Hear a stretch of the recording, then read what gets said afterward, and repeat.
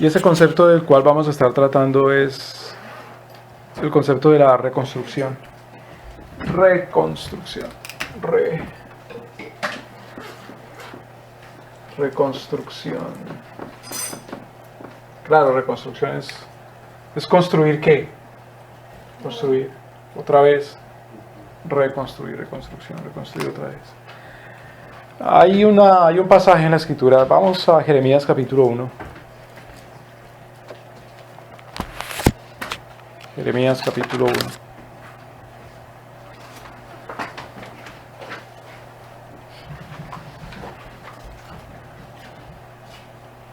Versículo 10.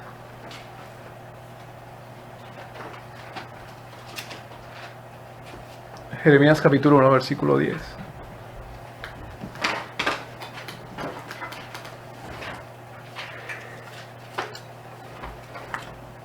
Alguien léalo, por favor. Mira que te he puesto en este día sobre naciones y sobre reinos para arrancar y para destruir, para arruinar y para derribar, para edificar y para plantar. El Señor le habla a Jeremías. Y primero le dice, mira que te he puesto para qué. Arrancar. Arrancar se refiere a sacar de raíz. Excavar y sacar de raíz es arrancar o desraizar. ¿Para qué más? Para destruir y derribar. Destruir es algo que está hecho, deshacerlo. Y derribar es que lo que está construido, echarlo por suelo. Tremendo el llamado que le hizo el Señor a Jeremías. Arrancar, quitar lo sembrado, es decir, desertificar. ¿No? ¿Qué es desertificar? Crear un ¿qué? Un desierto. Destruir, que todo lo que se haya hecho quede arruinado, todo proyecto, todo plan, ¿sí me explico? Toda meta, toda institución, y también para arruinar y derribar. ¿Eso es acabar con qué? ¿Con una qué? Claro, idolatría. Todo lo que se construye sobre la idolatría. ¿Acabar con una qué? La idolatría es el origen de todo lo que se hace, que es malo. Entonces, ¿acabar con qué? Con una civilización. Con una cultura. Cultura se refiere, cuando dice uno cultivar, a las bases, a los principios, a los valores sobre los cuales se construye ¿qué cosa? Una civilización. Civilización es el proyecto de vida histórico de toda una nación, o de un pueblo, o de unas naciones.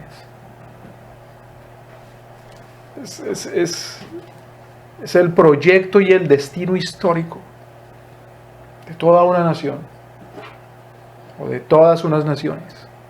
Y eso se basa sobre la cultura, es decir, sobre lo que creemos que es bueno y malo.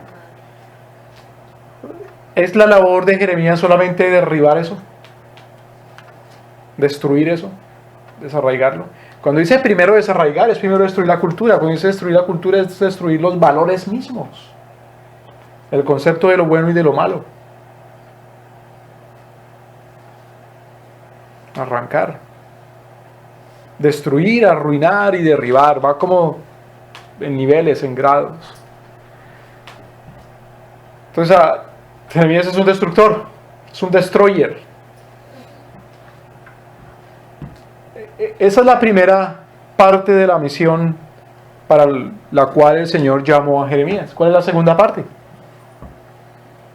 ¿Qué sigue diciendo? Ahora, edificar. ¿Qué más? Y plantar. Plantar. ¿Qué más? Eso es todo, para edificar y plantar. para arruinar. Entonces, después de la ruina, viene la Edificación. es sobre las cenizas, o sobre los escombros, sobre las ruinas. Acordémonos que cuando el Señor le entregó a Josué la ciudad de Jericó, ¿y cuál fue la orden de nuestro Señor para con Jericó? ¿Qué debía hacerse? Destruir todo, derribar todo, echar todo por tierra. Todo. Pues precisamente comienza con el sonido de las trompetas. Y dice el Señor, cuando derribe las murallas, entren ustedes, quemen la ciudad. No tomen que siquiera un vestido, no tomen plata, no tomen oro, porque ese es mi ¿qué? Anatema. Es decir, es como el sacrificio hacia mí, pero un sacrificio por haber maldecido, por haber maldicho ese lugar. ¿Me explico? Es decir, debían ¿qué?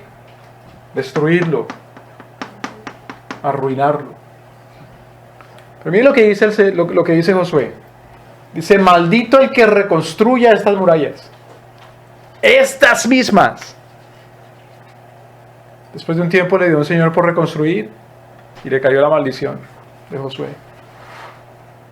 ¿Por qué? Porque lo que el Señor derriba, destruye, arruina, no es para levantarlo otra vez. ¿Qué es lo que nuestro Señor destruye? Arruina. El pecado y todo lo construyó sobre el pecado. Entonces, cuando el Señor destruye una nación, ¿es irrecuperable la nación? El Señor llama a Jeremías a edificar y plantar. Edificar y plantar. Pero del pecado no se puede recuperar nada. Ahora, ¿qué es lo que se destruye? Otra vez. Primero la cultura, es decir, lo que se destruye es las bases sobre las cuales está construida esa civilización. ¿Cuáles son las bases sobre las cuales se construye una civilización? Los valores. Básicamente, la definición de quién es Dios. Y definiendo quién es Dios, entonces, ¿qué es lo bueno y qué es lo malo? O sea, la definición de justicia, o sea, la definición de ley, es decir, todos los mandamientos. Esa es la base, los mandamientos. Detrás de los mandamientos, ¿quién da los mandamientos? ¿Quién da los mandamientos? El que gobierna. ¿Quién es el que gobierna? Un Dios. ¿Qué es lo que hay que reconstruir entonces? Hay que reconstruir comenzando desde una nueva cultura, es decir, hay que reconstruir comenzando desde un nuevo concepto de Dios, justicia, lo bueno y lo malo, la ley, los mandamientos y sobre eso toda la demás vida, todo aquello que constituye la vida, todo lo demás. Y eso es lo que hay que edificar, eso es lo que hay que plantar. ¿Me doy a entender? Ahora, si uno mira un versiculito atrás, en el versículo 9. Alguien léalo, por favor. Y extendió Jehová su mano y tocó mi boca, y me dijo, Jehová, he aquí, he puesto mis palabras en tu boca. Entonces, ¿cuál fue el arma que le dio el Señor a Jeremías? Su palabra. Las puso en la boca de él. ¿Y esa es el arma para qué? ¿Qué dice el versículo 10? Para arrancar, para destruir, arruinar, derribar y edificar. Entonces, hay en los términos del reconstruccionismo, hay un dicho importantísimo y es: uno no puede golpear nada con nada. Para golpear hay que tener algo. Siquiera una mano, pues. Siquiera, para golpear, siquiera hay que tener una mano. Siquiera. Pero ojalá además de una mano, qué sé yo, un martillo. Un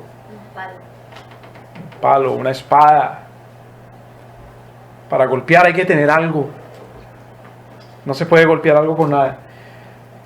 ¿Con qué se derriba? ¿Con qué se destruye? ¿Con qué se arruina? ¿Con qué se arranca? para edificar y para plantear lo que Dios quiere que planteemos y edifiquemos. Plantemos y edifiquemos. ¿Con qué se destruye? Con la palabra de Dios. Con la verdad, con la palabra que el Señor le puso a Jeremías en la boca.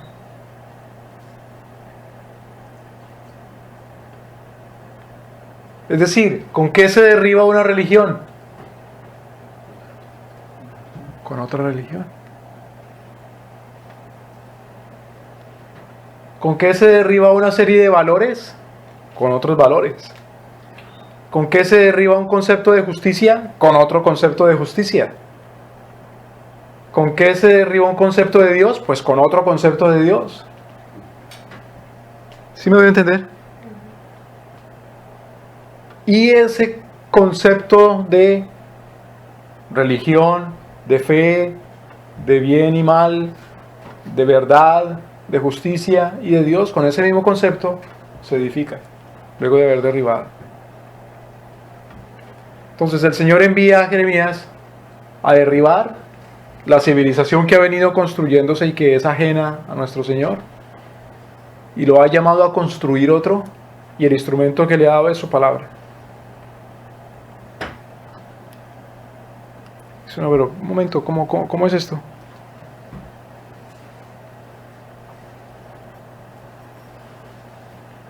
¿Qué quiere decir eso entonces? ¿Que lo que pueda construir el hombre como civilización no es válido? Si no es la civilización de la palabra de Dios. Porque el hombre construye civilizaciones, ya sea con la palabra de Dios o sin su palabra, pero construye civilizaciones. ¿Cuál es el primer ejemplo que tenemos en la Escritura? El ejemplo de Caín, que construyó una ciudad. ¿Era esa la ciudad de Dios? De ninguna manera, como uno sigue leyendo lo que se hacía en esa ciudad. ¿Recuerdan uno de sus hijos, Lamec? Dijo, si Caín fue vengado 7 veces, 70 veces 7 será vengado Lamec. Por mi golpe he matado a un muchacho. Con mi golpe, por la herida que él me propinó. Entonces, dice que él mató a una persona simplemente porque lo hirió.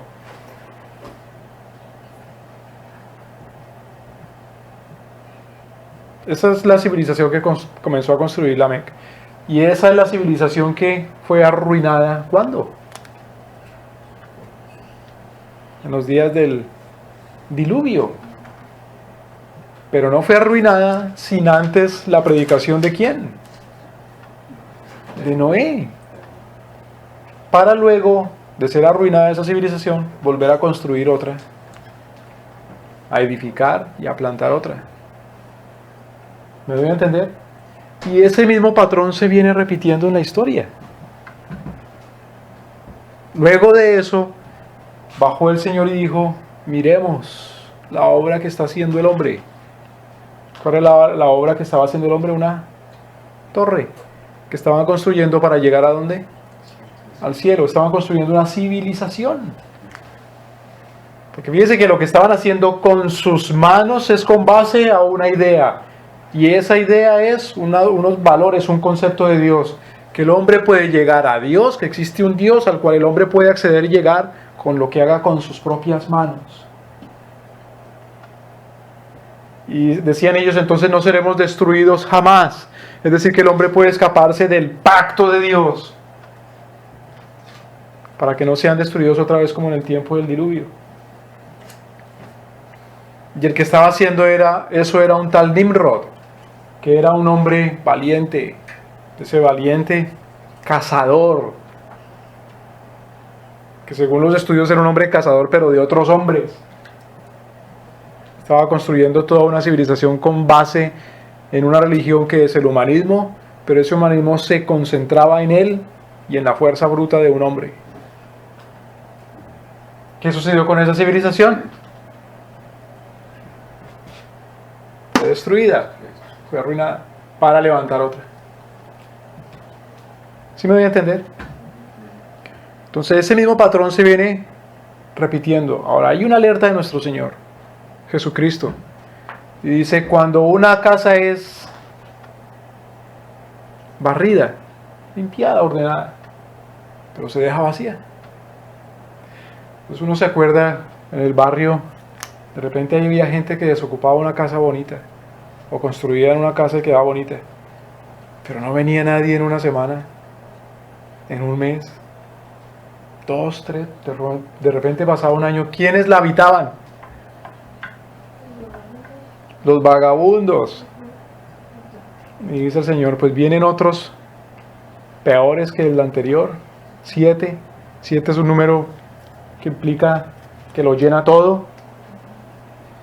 Y el estado de tal casa o de tal hombre viene a ser peor. ¿Se me debe entender? Entonces, claro, hay que arrancar, hay que derribar, pero también hay que plantar y hay que edificar. Y plantar y edificar es para llenar. Imagínense construir una ciudad para irse y dejarla abandonada. Ese es el misterio de los mayas. ¿Por qué los mayas construyeron esas ciudades y las abandonaron? Es el gran misterio. ¿Para que la habitaran los monos y la selva? ¿Los animales de la jungla? Es el gran misterio. Pues bueno, a eso se refiere el término reconstruccionismo. Reconstruir es volver a edificar sobre lo que ha quedado anteriormente arruinado. ¿Por qué surge ese término? Esa palabrita comenzó a usarse en los años 60, 1965 dicen por ahí. Porque por esa época habían unos hombres que estaban escribiendo acerca de la ruina de la obra del hombre.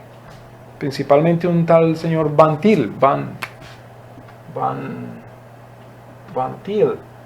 La tesis de este señor Van Til es que no existe eso que le llaman un derecho o una ley natural en este sentido. No existe tal cosa que le llaman un derecho o una ley natural. Cuando se habla de natural se refiere a la naturaleza. ¿Qué es la naturaleza? La creación. Entonces, por ahí desde el siglo XVIII en adelante, la idea dominante que llegó a dominar incluso en el cristianismo, que llegó a dominar en las naciones de Occidente. Cuando hablamos de las naciones de Occidente nos referimos a las naciones cristianizadas, primeramente las naciones europeas, luego los Estados Unidos y todas las naciones que siguen esta misma tradición.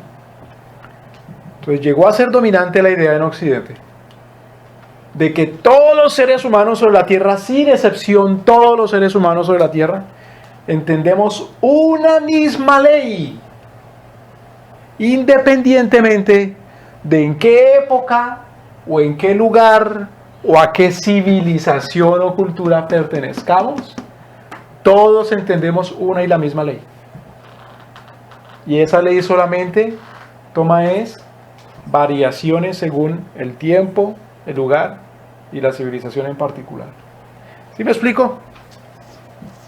Que todos los seres humanos que han vivido desde el primer ser humano hasta hoy, todos entendemos en nuestro corazón una misma ley. Unas mismas leyes básicas, como una misma base cultural, legal, jurídica. Todos sin excepción. Y que la base en el hombre, el terreno en el hombre, sobre el cual está plantar, esa ley se llama la razón. Por cuanto el hombre es razonable, entiende, infiere, deduce una y la misma ley, independientemente de que ese hombre haya nacido en cualquier lugar del mundo, que sea proveniente de cualquier época en la historia o pertenezca a cualquier cultura humana. ¿Me explico? ¿Más o menos? Por ejemplo, Cuando vinieron los españoles a América y se encontraron con unas personas acá, básicamente todos entendían una misma ley, según esa teoría. Básicamente todos entendían una misma ley, porque todos tenían la misma razón. Es decir, con base en esa razón, todos entendían básicamente lo mismo, básicamente en cuanto a lo que es bueno o lo que es malo. Y esa misma coincidencia de esos dos hombres, de ese español y de ese hombre americano, esa misma coincidencia en cuanto al concepto de la ley, la tenemos nosotros hoy día. Es decir, nosotros entendemos exactamente lo mismo en su base que entienden esos hombres. Y básicamente es lo mismo que entendía entonces Moisés y Abraham y Noé. Si es que los que creen tal cosa creen que existió un tal Moisés y un tal Abraham y un tal Noé. ¿Me doy a entender? Y si después de nosotros transcurren otras 100 generaciones, ese hijo nuestro dentro de 100 generaciones, es decir, en 4000 años, va a entender exactamente lo mismo en cuanto a lo que es bueno y es malo que lo que entendía Moctezuma, o que lo que entendía Julio César, o lo que entendía Moisés. Eso es lo que se le llama el derecho natural. Y lo cual Bantil dijo, ¡mentira! No entienden lo mismo. Porque el concepto de ley viene del concepto de Dios. Por lo tanto, no existe tal cosa como un derecho natural. Todos podemos entender lo mismo en cuanto a qué es la ley, solamente si estamos edificados sobre una cultura que nos diga qué es esa ley, y esa cultura es la misma. Si todos estamos edificados sobre una misma cultura, entonces todos vamos a entender o a dar crédito o a vivir en ese mismo cuerpo de ley. ¿Sí me doy a entender?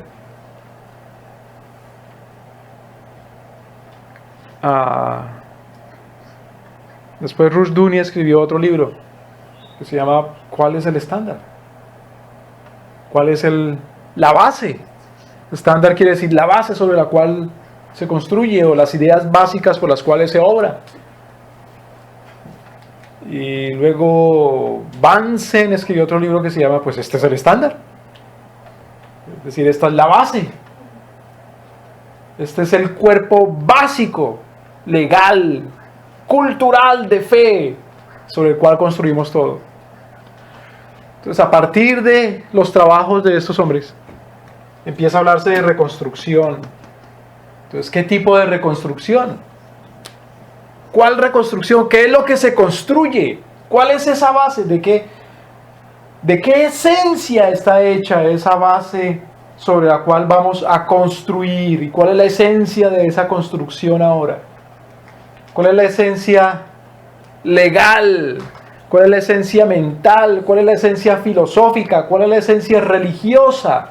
¿Cuál es la esencia de fe de esa nueva civilización? ¿Cuál es? Entonces, hablan de reconstrucción. Esa reconstrucción es cristianismo. Reconstrucción cristiana o reconstruccionismo cristiano. ¿Sí me explico? Porque lo que le manda el Señor a Jeremías es a derribar, pero también a edificar. ¿Con qué herramienta? Con la palabra de Dios. Y si es con la palabra de Dios, entonces la reconstrucción tiene que ser cristiana. Entonces, uno dice, ojalá el mundo fuera mejor. Yo no escucho el loco que diga que ojalá el mundo fuera peor. Puede haber. Pero la gente dice, ojalá el mundo fuera mejor. ¿Mejor con base en qué? ¿Qué quiere decir usted por mejor? Entonces, claro, empieza uno por lo básico, ¿no? Pues que haya justicia, que haya verdad. Excelente. ¿Qué entiende usted por justicia? Entonces ahí comienza uno. Entonces dice, no, pues que haya justicia quiere decir que se haga lo justo. ¿Qué entiende usted que es lo justo? ¿Qué es lo justo? Pues que a cada cual se le dé lo que se merezca. Otra vez. ¿Qué se merece cada cual? ¿Y quién dice que merece cada cual?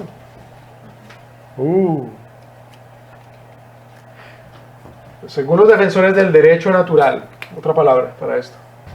Naturalismo.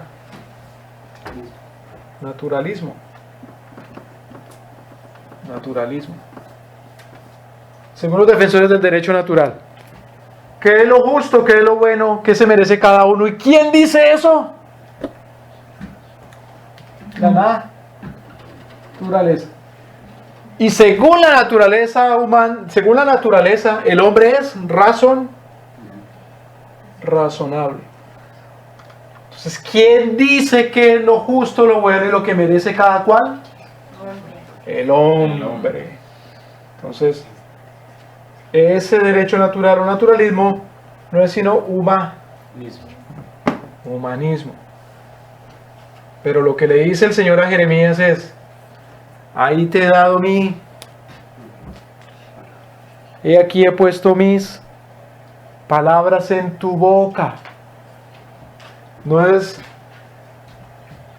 he aquí te he dado. ¿Qué entenderá el racionalista? He aquí, Jeremías, te he dado razón. Te he hecho un ser racional. Así, porque mire, uno puede interpretar la Biblia bien humanistamente, racionalistamente. Es decir, según el hombre, naturalmente. Entonces, ¿cómo entiende uno este pasaje? Diciendo, el Señor le dio a Jeremías una razón, para que con las palabras de esa razón, entonces él derriba, y con las palabras de esa razón él vuelva a construir. ¿Me estoy a entender? ¿Me explico?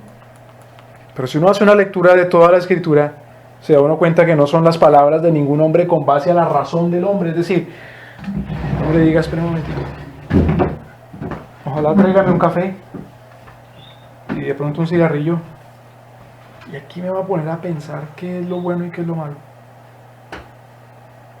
con base en mi razón. Y entonces cuando ya ha pensado bien, sale a hablar. ¿Sí me voy a entender? Ese es el racionalismo. Váyanse todos, déjenme en silencio, que necesito saber qué es lo bueno y lo malo. Esa es la manera como normalmente hoy día actúa el mundo. Cualquier ser humano. Y aún los cristianos. De una manera racionalista. En esta civilización, ¿no? Si proviene uno de una civilización o de una cultura que ha sido más romántica, dice uno, no necesito sentarme a pensar, a razonar. Lo que necesito es un impulso, entonces es lo que uno siente. Pero todavía sigue siendo racionalismo, humanismo. No de pronto con base en la razón, sino con base en el mero impulso. Es decir, de una manera intuitiva. ¿Sí me explico? Bueno, eso ya es otra cosa. Ya no es un impulso de uno, sino una señal que vea. Es un tipo de misticismo. ¿La Escritura admite un misticismo? La Escritura admite que nuestro Señor es poderoso y que nos puede dar una señal, sí. Pero eso ya es con base en el pacto, sigue siendo con base en la Escritura. ¿Me doy a entender? Ninguna señal del cielo viola el pacto de Dios, sino que lo confirma. Y el pacto de Dios es ético-jurídico. Y es un pacto de gracia. Es ético-jurídico, es decir, es un pacto para hacer obras, pero es un pacto de gracia porque es Dios el que lo da, nuestro Señor. No viene de la razón humana, no viene tampoco de la costumbre. Entonces, este naturalismo tiene una serie de vertientes para justificar el humanismo. Tiene una serie de ¿qué quiere decir vertientes? Como cuando un río dice, venía navegando el río, pero se parte el río, ahora, ¿por cuál camino es? Pues son dos vertientes. Entonces, el naturalismo tiene vertientes para justificar que sea el hombre el que construye esa civilización. Una vertiente es el racionalismo, otra vertiente es el romanticismo, otra vertiente es simplemente la teoría del poder, el que sea más poderoso. Eso no hay ninguna razón, hay que sentarse a pensar tanto, es el que sea más poderoso. ¿Sí me explico? Pero la cultura dominante hoy día es el racionalismo. Aunque hay personas que dicen que ese racionalismo está en crisis. Y dicen, ese racionalismo está en crisis porque el hombre no quiere actuar hoy tanto por la razón, sino que el hombre es, dicen, pluralista. No quiere construir una cultura basada en la razón, sino una cultura que admita muchas culturas, por eso es pluralismo, es decir, es multiculturalista. Entonces, el hombre no quiere construir una civilización. El hombre quiere construir muchas civilizaciones. Pues eso es una civilización. Es una civilización multicultural. Es una civilización pluralista. Pero como es multicultural y pluralista, para justificar su humanismo, no echa mano solamente de la razón. No importa que haya una civilización, una cultura construida sobre una base religiosa, el Islam, está bien. Otra civilización construida sobre una base racionalista, está bien. Otra civilización construida sobre una base cristiana, está bien. O una civilización construida sobre la base simplemente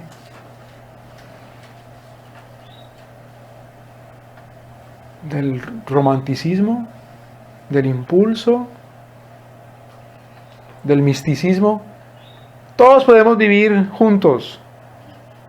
Bueno, la pregunta es, si todos podemos vivir juntos, ¿bajo qué ley entonces?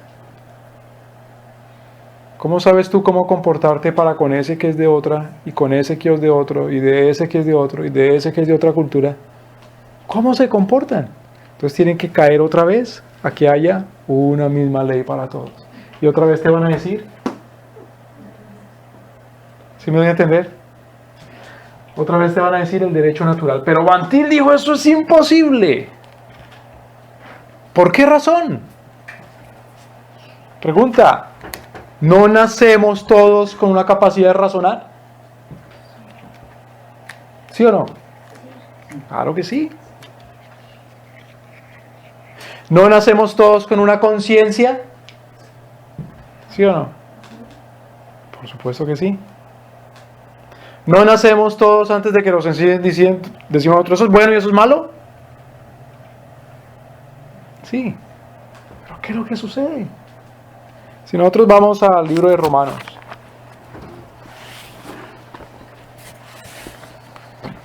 en el capítulo 1,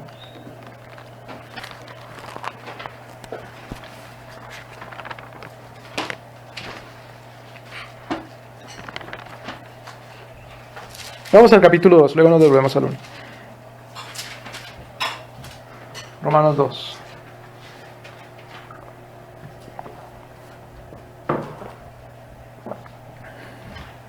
Romanos capítulo 2, versículo 13. Veamos desde el 12. Porque todos los que sin ley pecaron, sin ley también perecerán. Todos los que en la ley pecaron, por la ley serán juzgados. Uno se pregunta, cuando Pablo habla de ley, ¿de cuál ley habla? Cuando la escritura, la Biblia habla de ley, ¿de cuál ley habla? Cuando se usa la palabra ley. Solamente una ley. De manera indistinta, una sola ley. Bueno, más adelante hablaremos de eso. Hay quienes discuten, difieren, dicen, cuando la palabra de Dios aquí dice ley, es una ley, cuando aquí dice ley es otra ley distinta de esta ley, y cuando acá dice ley es otra ley distinta de esas dos, y por allá más adelante dice ley y es otra ley distinta de estas otras tres. Pero más adelante vamos a hablar de eso.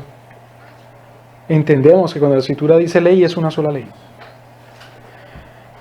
Y dice Pablo que hay gente que peca sin la ley. ¿Cómo puede ser que uno peca sin ley? Si precisamente el pecado es la transgresión ¿de qué? De la ley. Entonces, ¿cómo puede uno pecar sin ley? Tiene que haber ley para que pueda haber pecado, porque el pecado es la transgresión de la ley. Transgredir es pasarse ¿qué? El cerco. Entonces es como decir, mire, anoche escuché balazos.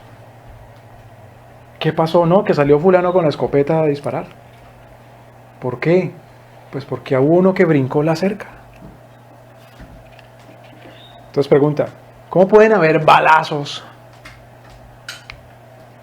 sin haber habido una transgresión? La otra pregunta, ¿cómo puede haber transgresión que se traspasa sin haber cerca? Sin haber un límite, sin haber un hito, sin haber un mojón.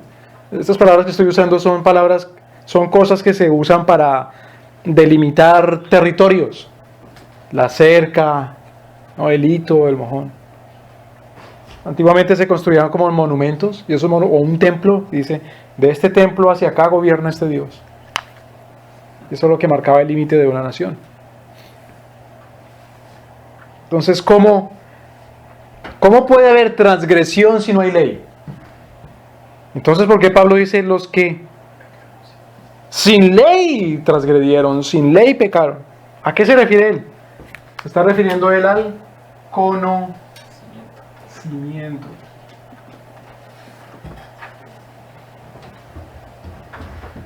Dice, pueda que haya pecado sin haber conocido la ley.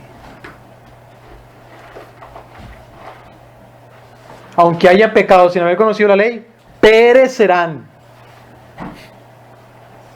Perecerán. Aunque hayan pecado sin haber conocido la ley, perecerán. Porque por la ley serán juzgados. Ahora, versículo 13. Porque no son los oidores de la ley los justos para con Dios, sino los hacedores de la ley, los que son justificados. Ahora, porque cuando los gentiles son los que no conocen la ley, que no tienen ley, hacen por naturaleza lo que es de la ley, estos no teniendo ley, son ley a sí mismos. Entonces de aquí se agarra el naturalista y dice, ve, se puede cumplir, hacer la ley naturalmente, aún sin tenerla, sin conocerla. ¿Cómo? Por naturaleza. Entonces sí hay un derecho natural. Ahora preguntémonos, si hay un derecho natural, ¿a cuál ley se está refiriendo aquí? A la ley de Dios. No es la razón. No está hablando del tipo de ley que está entendiendo el naturalista que cree que lo que un hombre entiende que es bueno y malo, porque entiende que es bueno y malo, eso ya es la ley. Ahora, ¿qué más sigue diciendo? Escrita en sus corazones, dando testimonio de sus conciencias y sus pensamientos, acusándose o excusándose unos a otros, en el día que Dios juzgará por Jesucristo los secretos de los hombres, conforme a mi evangelio. Otra vez, la ley es conforme al evangelio. ¿Qué es el evangelio? Que Cristo murió por nuestros. ¿Qué es lo que dice que es pecado? La ley de Dios. Entonces no es la ley de la razón, sino la ley de Dios. Si yo me siento a pensar qué es lo bueno y qué es lo malo, y mi pensamiento es contrario a la ley de Dios, aunque yo haya llegado a esa conclusión de mi pensamiento después de mucho razonamiento, esa no es la ley. Aunque yo haya sentido en mi corazón que eso es lo bueno, eso no es lo bueno. Aunque yo haya tenido una visión del cielo que me muestre y me diga, este es el camino, ese no es el camino, si mi conclusión, mi sentimiento o mi experiencia no es lo que Dios me ha dicho en su palabra. ¿Me voy a entender? Ahora, que el apóstol haya dicho acá, en el versículo 15, mostrando ellos la obra de la ley escrita en sus corazones, dando testimonio a su conciencia y sus pensamientos. Aunque el apóstol haya dicho que en los corazones, los pensamientos y la conciencia dan testimonio, o mejor, que está escrita, o mejor, que acusa, porque la conciencia acusa, en la mente está escrito y el corazón da testimonio. Eso no quiere decir que el corazón natural del hombre ahora esté condicionado para dictar cuál es la ley. ¿Por qué razón? Si nos devolvemos ahora hacia Romanos capítulo 1.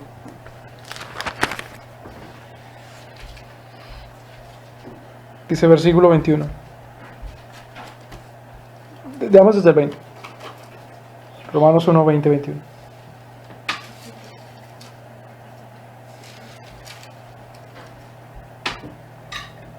Habiendo conocido a Dios, porque habiendo conocido a Dios no le glorificaron como a Dios, ni le dieron gracias.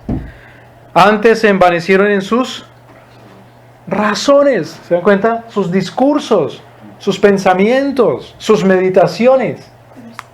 20. Romanos 1:20. 1:20. Entonces, eso que se supone que hay en el ser humano, que es la razón, y que en esa razón está escrito la ley de Dios, ahí está escrita la ley de Dios, esa razón ha llegado a corromperse. Dice, corrompiéndose en sus razones, envaneciéndose en sus razones, envaneciéndose en sus discursos. Entonces, Dios sí puso la ley ahí, pero cuando habla mi corazón no habla la ley, sino habla una vanidad.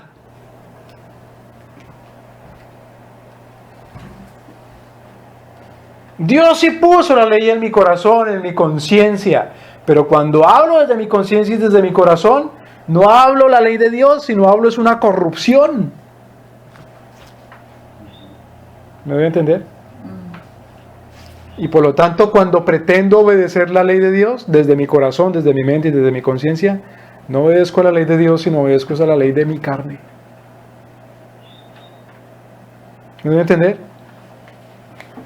Bueno, entonces, cuando yo he escuchado que la gente dice, es que siento hacer esto en mi corazón, pero si eso es contrario a la palabra de Dios, entonces así sea una fuerte deseo, bueno. Pero lo que quiero decir es que mucha gente se lleva por lo que sienten hacer, porque dicen es que mi corazón me dice, entonces no está bien mientras no sea. Claro, ahora, nuestro Señor creó el corazón sí, la mente sí, la conciencia sí. ¿Para qué? ¿Para que sean inútiles? Lo creó para que sienta, para que piensa, para que nos dé convicción la conciencia. Pero sujetados, sometidos nuestros sentimientos, nuestros pensamientos y nuestros juicios a la ley de Dios, al Espíritu Santo.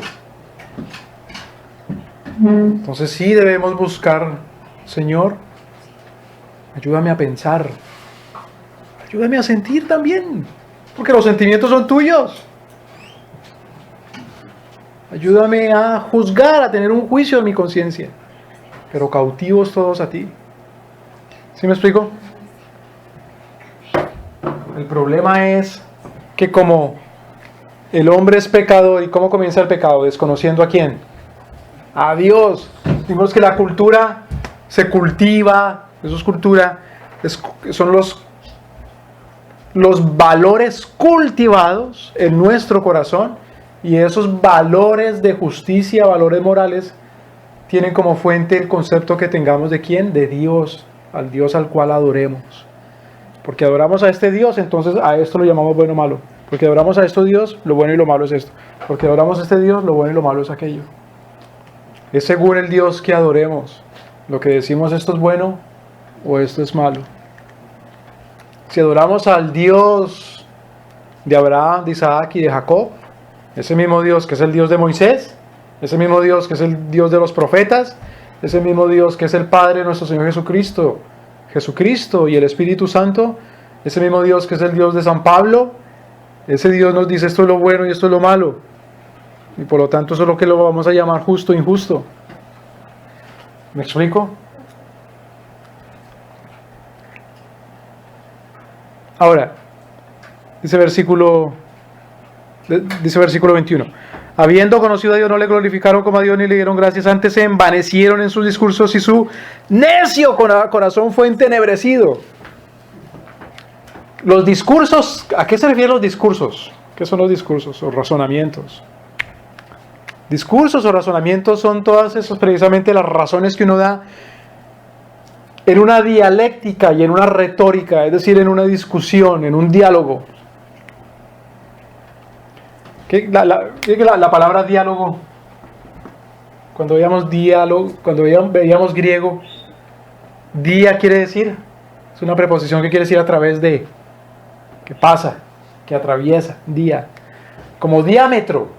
Diámetro es como el cinturón del círculo, porque ese cinturón atraviesa el círculo, diámetro. Entonces, diálogo, ¿qué quiere decir logo? Palabra. Entonces, diálogo quiere decir palabra que atraviesa, palabra que va y palabra que viene. Palabra va y palabra viene. Y esas palabras no es solamente que va en un solo sentido, sino que va y viene, es decir, que uno responde a lo que dice, a lo que oye, y el otro a su vez responde también a lo que oye de uno. Por lo tanto, tiene que pasar esa palabra por la mente, habiendo previamente la mente entendido lo que ha oído y elaborado una respuesta en réplica a lo que ha oído primeramente. Esos son razonamientos. Pero esos razonamientos son ¿qué? Envanecidos. Porque su necio corazón es entenebrecido. Entenebrecido quiere decir que está en tinieblas. Y en la escritura, luz es sinónimo de verdad. Luz es sinónimo de Cristo. Luz es sinónimo de su palabra. Entonces, el corazón es como si estuviera la palabra ahí, pero uno ciego. Es como cuando va uno a un país que no es el de uno y llega por primera vez. Y tiene uno ganas de ir al baño, tiene hambre, quiere llegar a algún lugar y no. Y le hablan, y le hablan, y le hablan, y le hablan, y pueda que le hablen las 24 horas del día diciéndole, ahí está el baño. Y aunque se lo señalen con el dedo, pues como uno no está escrito en el idioma de uno ni con las letras de uno, y como no parece un baño como cuando iba uno al baño allá, porque es un árbol, entonces uno no entiende qué es el baño. ¿Sí me doy a entender? No es que no esté escrito, no es que no esté hablado, sino que no tengo capacidad de replicar, de recibirlo. Entonces, no es que Pablo se contradiga, porque por un lado dice, teniendo la ley escrita en sus corazones, en su razonamiento, en su conciencia que da testimonio. Sí está ahí, pero mi corazón, mi mente y mi conciencia son entenebrecidos y son vanos. Su necio corazón fue entenebrecido. Profesando ser sabios, se hicieron necios. Entonces puede que hable todo un discurso gigantesco y razonable. ¿Cuáles son los dos más grandes en toda la historia de la humanidad?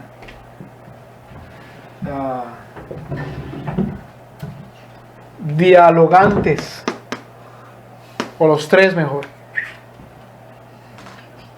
Precisamente hay un libro que escribe Platón que se llama Los Diálogos. Se llama Los Diálogos de Platón.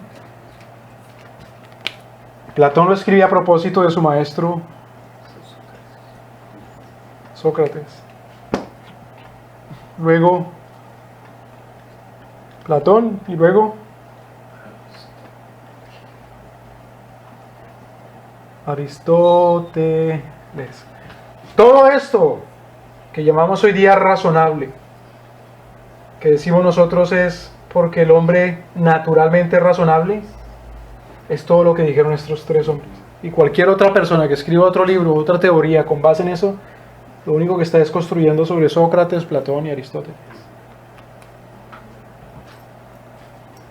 Pero dice Pablo, profesando ser, se hicieron porque su corazón está entenebrecido,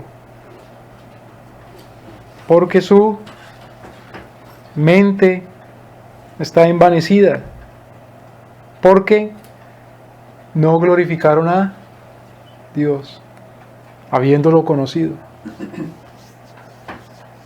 Había una frase que decía un tal Tertuliano en el siglo II o III después de Cristo, y la frase era: ¿qué tiene que ver Jerusalén con Atenas? Porque en cuanto a ciudad, estos tres hombres son la ciudad de Atenas. En cuanto a la ley de Dios, las Escrituras, es Jerusalén. Eso en cuanto a analogía. Eso no quiere decir que uno va hoy a Jerusalén y entonces encuentra a Dios. La ley de Dios. Porque esa es la Jerusalén hoy que ahora en la Escritura la llaman como Sodoma, Babilonia. Ahora, fíjense lo que dice el apóstol Pablo, hablando en cuanto a ley. Dice versículo 23. Cambiaron la gloria del Dios incorruptible en semejanza de imagen del hombre corruptible y de aves y de cuadrúpedos y de reptiles, por lo cual también Dios los entregó a la suciedad, a la inmundicia, a las concupiscencias de sus corazones, a que se deshonrasen entre sí en sus propios cuerpos. Entonces, el versículo 21 y 22 habla solamente de los pensamientos y de las palabras, de los discursos. Es decir, habla de la filosofía. ¿Por qué fueron famosos Sócrates, Platón y Aristóteles? Por su filosofía, por sus palabras. Ahí está hablando de discursos. Pero fíjese, la cultura es primeramente lo que uno cree, ¿verdad? Y uno cree con base en cuál es su Dios, cuál es su fe. Cuando uno cree con base en su Dios, construye toda una filosofía. ¿Qué es filosofía? La ciencia que le dice esto es lo bueno, esto es lo malo, lo verdadero. La ciencia que responde a las preguntas básicas. ¿Qué será la verdad?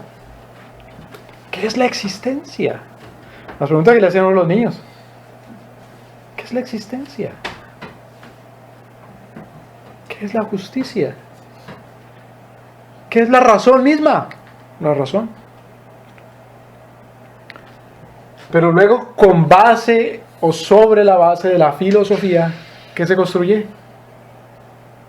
Lo que se hace. Lo que hace uno primeramente, ¿con quién? Lo que se hace con qué cosa primeramente. El hombre hace primeramente, actúa para con qué. Para consigo mismo. Luego para con los demás. Y con los demás, ¿quiénes son los primeros demás del hombre? La familia. Su grupo luego religioso más afuera. El Estado, en fin. Entonces fíjense. Después de que dice Pablo que envanecieron su razonamiento y que corrompieron su corazón, de que se hicieron necios en sus discursos. Versículo 24. Por lo cual también el versículo 23. Y cambiaron la gloria del Dios incorruptible en semejanza de imagen de hombre corruptible y de aves y de cuadrúpedos y de reptiles. Entonces comenzaron a construir una religión. Pero esta ya es la religión externa. La religión interna es que dijeron, el Dios verdadero no es Dios. La religión interna. La religión externa es ahora como demuestra uno eso. ¿Y cómo comienza a demostrarlo? Construyendo sus templos o sus imágenes. Y luego de construir sus templos o imágenes, Versículo 24. Por lo cual Dios los entregó a la inmundicia, a las concupiscencias de sus corazones, a que se deshonrasen entre sus propios cuerpos, es decir, a dañarse desde lo más íntimo, luego hacia lo más exterior, ya que cambiaron la verdad de Dios por la mentira, sirviendo a la criatura antes que el Creador, el cual es bendito. Fíjense, por eso Dios los entregó a pasiones vergonzosas, pues aún sus mujeres cambiaron el uso natural por el que es contra su naturaleza.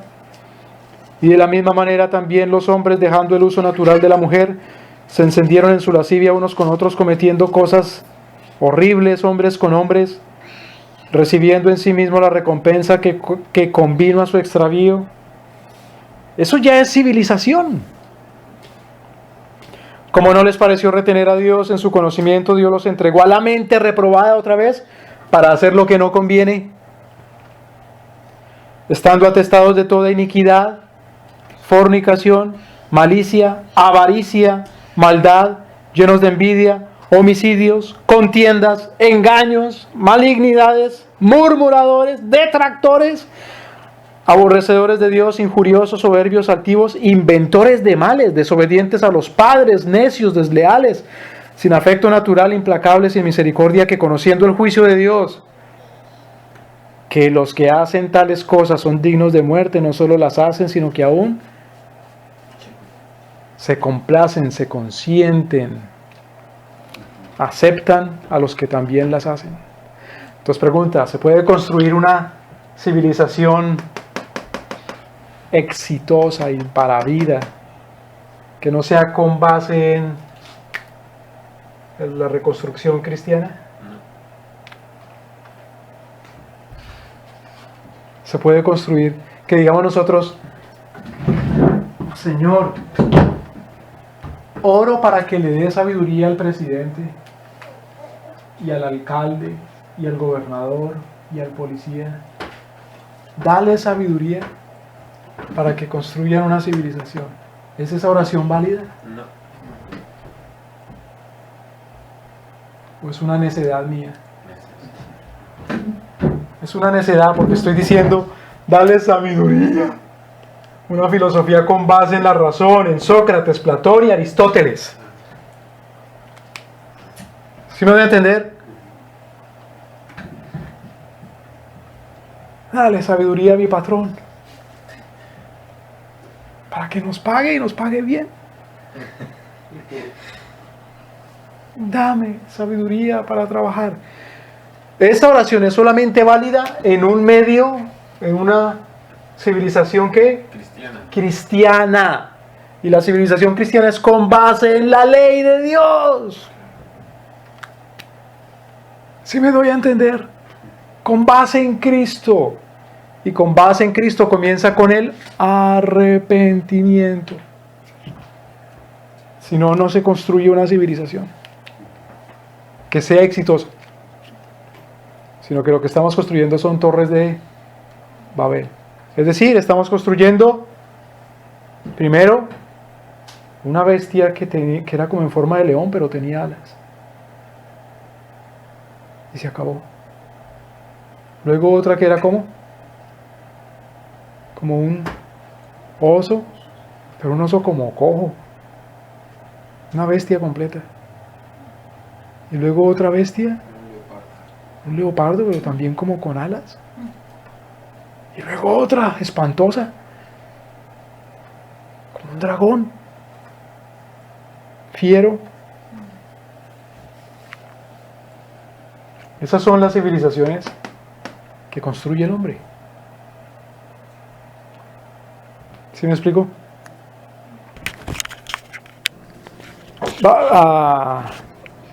Entonces no se puede construir, no se puede reconstruir y volver a levantar una civilización humanista. Dice uno, pero ¿cómo? ¿Cómo que no? Mire, uno ve que los imperios se levantan y a veces resurgen de sus cenizas. ¿Acaso no existió un imperio babilónico primero bajo un tal rey Hammurabi? Que hasta hizo un código, el código de Hammurabi. Sí, está bien, cayó, le ganaron los asirios, pero Pero luego no volvieron otra vez los babilonios a levantarse. Entonces, ¿cómo no? ¿Cómo voy a decir que no? No, la pregunta es, los imperios, las civilizaciones, las familias, las tradiciones o las religiones, con base en la razón, ¿permanecen para siempre? ¿Son de verdad exitosos? No. ¿Sí me explico la pregunta? ¿Cómo le llaman a Roma, la ciudad?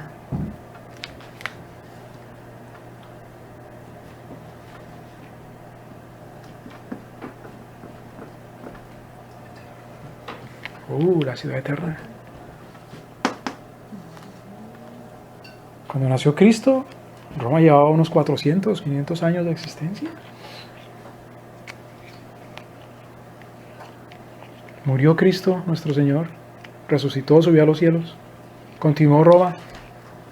Otros 500 años, 5 siglos, hasta el año 476, que fue tomada por los bárbaros.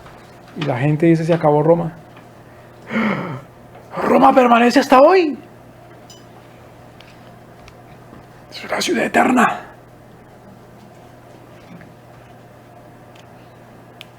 Cuando nuestro Señor habla, ¿recuerdan de la estatua, de la visión de Nabucodonosor? Tuve una visión y vi primero una estatua, y la estatua tenía una cabeza como de oro.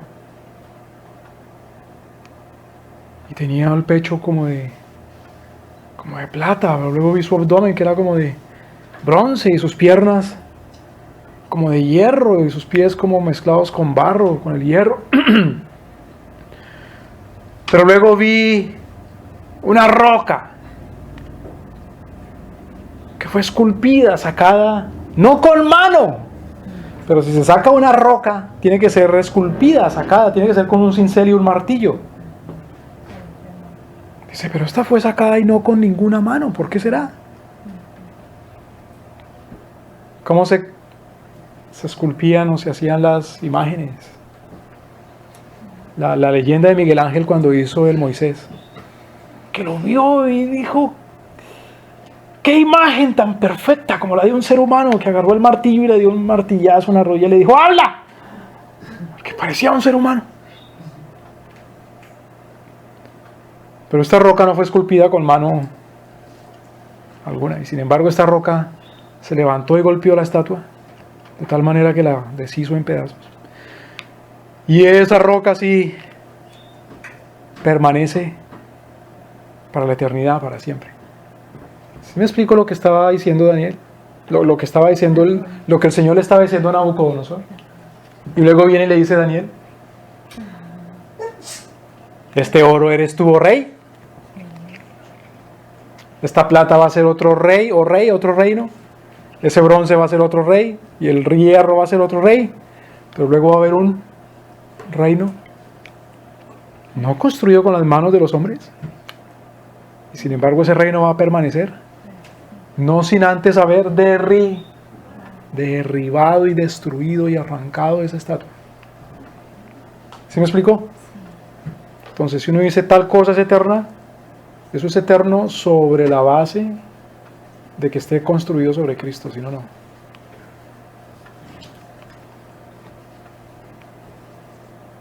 San Agustín le decía a los romanos, San Agustín, ¿por qué los bárbaros, al haber entrado a la ciudad de Roma y haber quemado y destruido, ¿por qué no destruyeron las iglesias? Donde se refugiaron muchos de ustedes paganos. ¿Por qué la libró Dios? Siquiera las iglesias. Porque es Cristo el que permanece. ¿Sí me explico? Bueno, vamos a Romanos capítulo 8.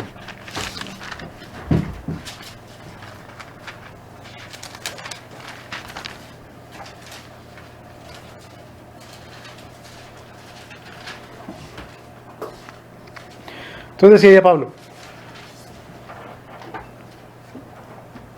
los gentiles que no tienen la ley de Dios, hacen la ley de Dios.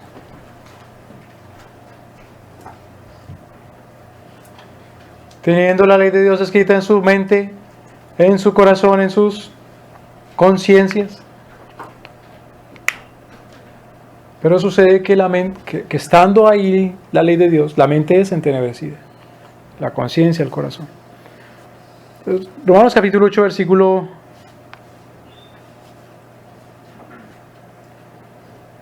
versículo 5. Porque los que son de la carne, en las cosas de la carne, piensa. ¿Qué pasa con el hombre?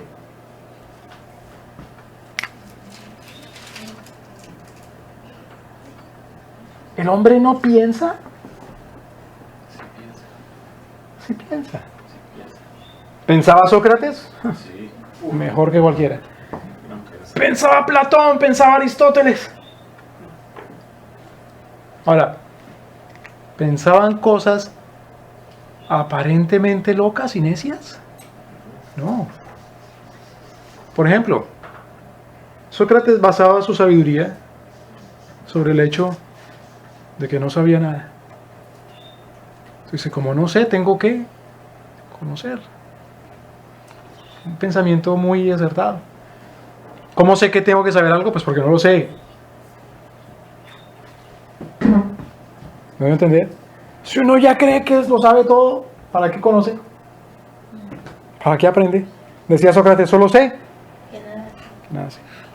Decía Sócrates, conócete a ti mismo. Empieza por ahí, conociéndote a ti mismo primero. Ahora, dice el apóstol Pablo, la mente, los que son de la carne en las cosas de la carne piensan, pero los que son del Espíritu en las cosas del Espíritu. En las cosas del Espíritu piensan. ¿Qué dice el Espíritu en cuanto al conocimiento? Dice el apóstol Pablo, el que ya conozca algo, el que cree que conoce algo todavía, ¿no conoce nada? Como decía Sócrates. No. Sócrates decía, solo sé que No sé nada. nada. Pablo decía, el que piensa que algo sabe, todavía no sabe cómo debería. Entonces Pablo dice, sí conoces, pero no como deberías. Eso es el Espíritu. Decir no sé nada y ya conocí esto y aquí y después salir diciendo no sé nada. Eso es una falsa modestia. Es una modestia de papel. Es arrogancia. Uno no puede menospreciar el conocimiento, si es el conocimiento bueno. Observarlo todo, retener lo bueno. En fin. El versículo 6 dice, porque la mente carnal es muerte, pero la mente espiritual es vida y paz. Todo la enseñanza de Sócrates, Platón y Aristóteles, ¿llevan a la vida? No.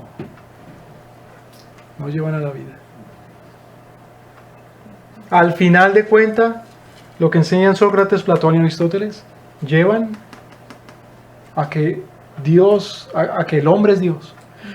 No que Aristóteles no dice que no niega la existencia de Dios. Aristóteles habla de la existencia de Dios.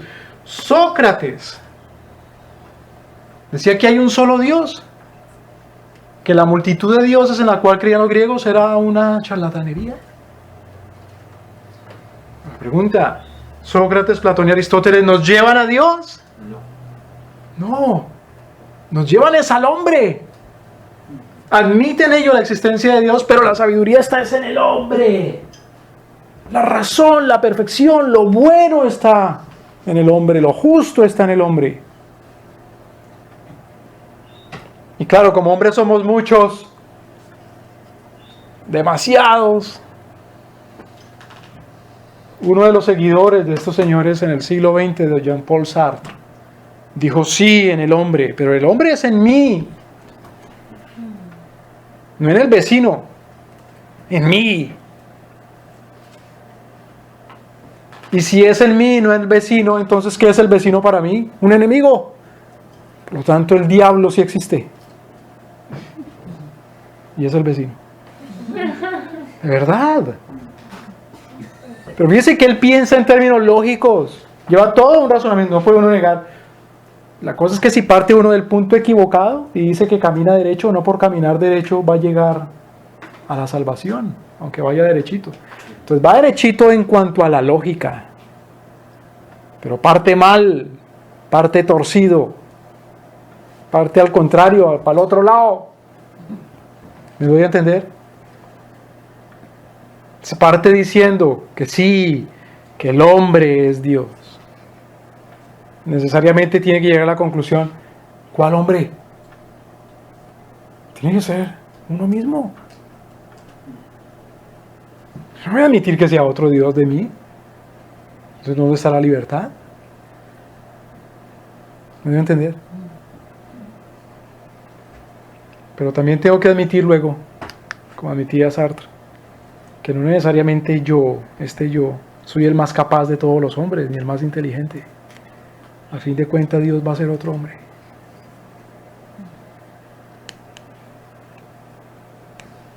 Por eso Sartre era bien socialista, comunista. ¿Quién? Jean-Paul Sartre. Sartre, en francés, Sartre. Pero esos son los resultados de Sócrates, de Platón, de Aristóteles. ¿Me explico? Ahora, hay formas menos radicales que las de Sartre. Y esas formas menos radicales son, por ejemplo, las de Santo Tomás. Que decía que sí, en el hombre hay la razón. Por lo tanto, el hombre tiene la capacidad de llegar a Dios, entendiendo a través de razonamientos quién es Jesucristo. Eso suena muy lindo, pero es bien loco también, disparatado. Es el origen de las sectas.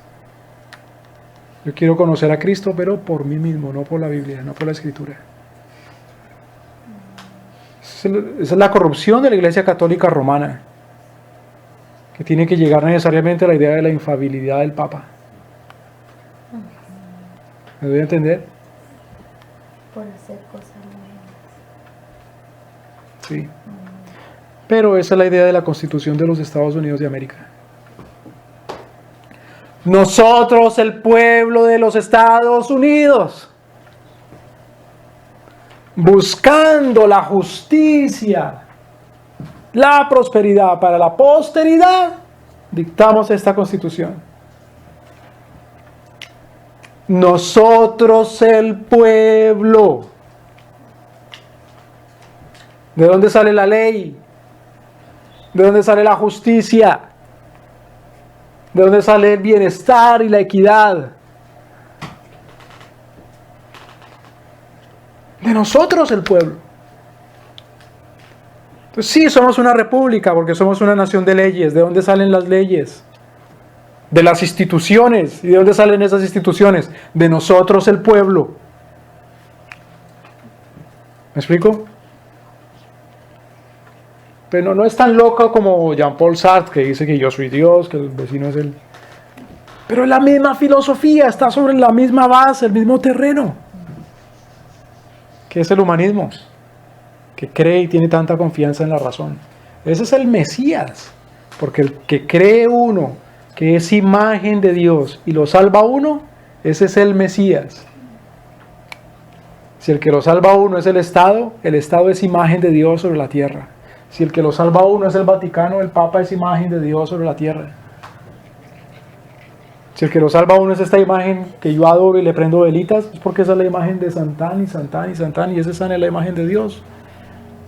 Es mi Dios. Entonces, Pablo dice, versículo 6, Romanos 8:6, porque la mente carnal es muerte, pero la mente espiritual es vida y paz.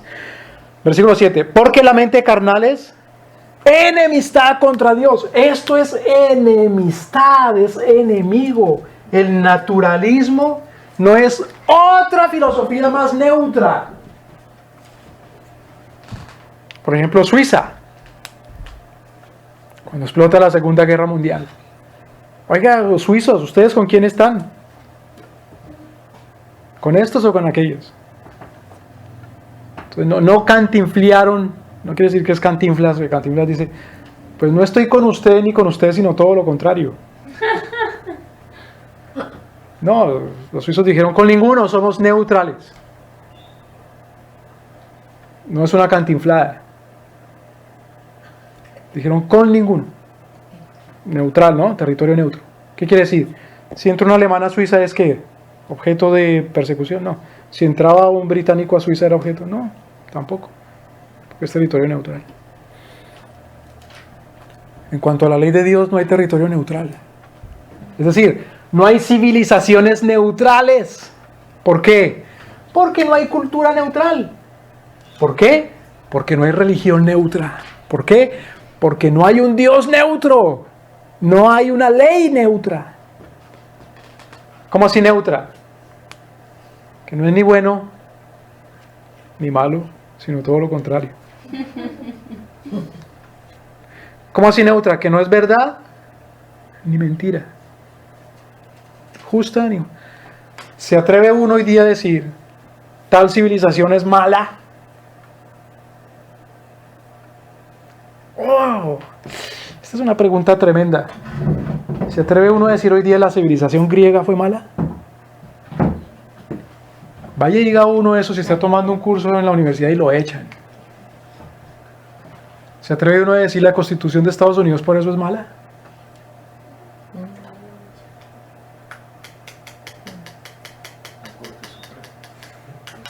La Corte Suprema.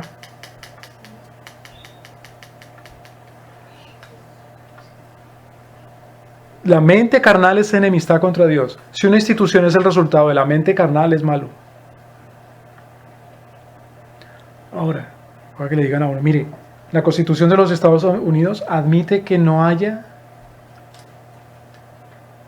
un poder monolítico dentro del Estado. Me explico. La Constitución de los Estados Unidos manda que todo el poder del Estado no esté concentrado en una sola persona o en una sola institución, sino que el poder esté abierto, descentralizado. ¿En qué cosas? En una rama ejecutiva, en una rama legislativa, en una rama judicial. Pero todavía ese poder está centralizado en el Estado. Ya sea que dentro de ese Estado hayan órganos, como la rama ejecutiva, legislativa y judicial, pero sigue siendo un solo organismo que dice que tiene el poder de hacer la ley y de hacer cumplir la ley. ¿Sí me voy a entender?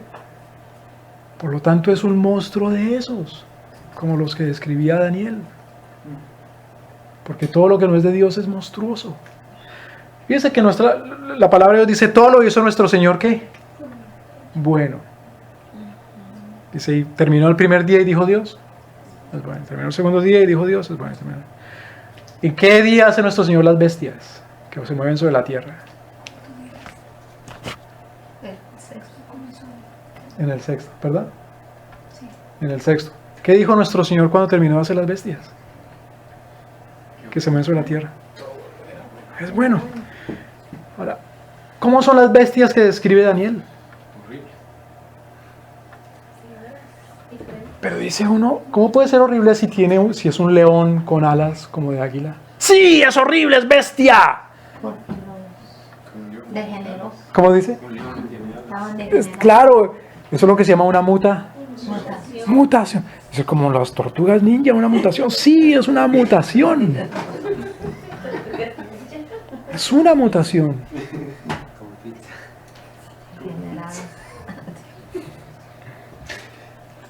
Porque no es según Dios, no es según su diseño.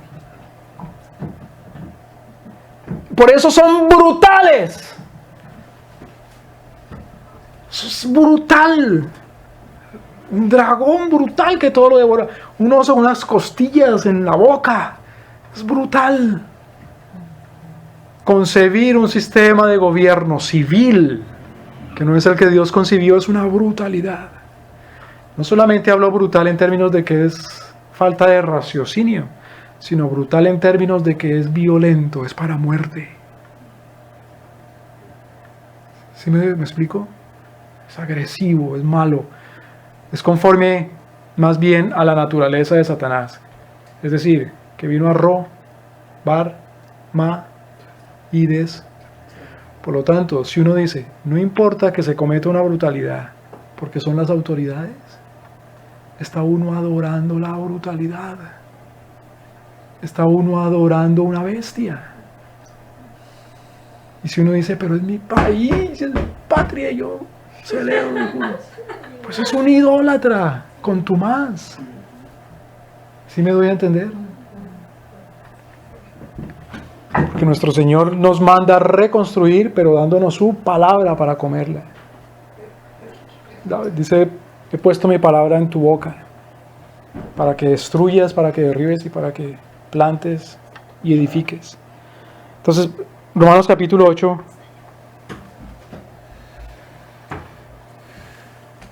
versículo 7 dice, porque la mente carnal es enemistad contra Dios. ¿Por qué es enemistad? Porque no se sujeta a la ley de Dios, ni tampoco puede. Un sistema que diga que comienza en el pueblo, no va a poder someterse a la ley de Dios. Es absurdo. Si no comienza en Cristo, no se va a someter a la ley de Dios.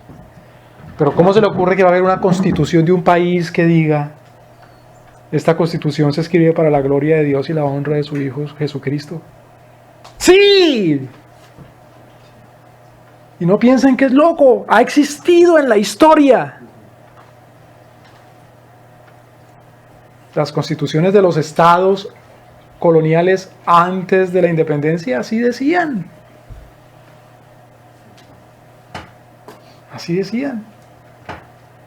Que no podía, por ejemplo, decían esas constituciones, nadie ocupar ningún cargo público si no era perteneciente a la iglesia protestante.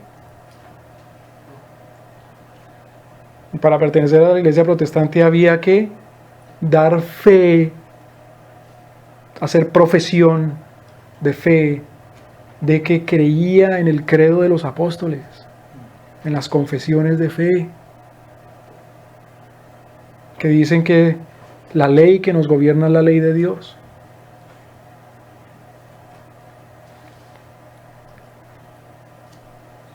Cuando no honraron esa ley, entonces el Señor los reprendió y les dio otra constitución, como en el caso del pueblo de Israel, que pidieron un rey conforme a las naciones, pero es un rey brutal. ¿Sí me explico? Entonces la mente carnal no se somete a la ley de Dios ni puede. Entonces es una necesidad interpretar las palabras de Pablo en Romanos capítulo 2 diciendo que los gentiles según su propia mente sí pueden hacer la ley de Dios, y Pablo después dice que no puede.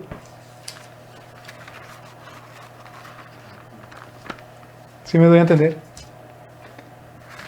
Ahora,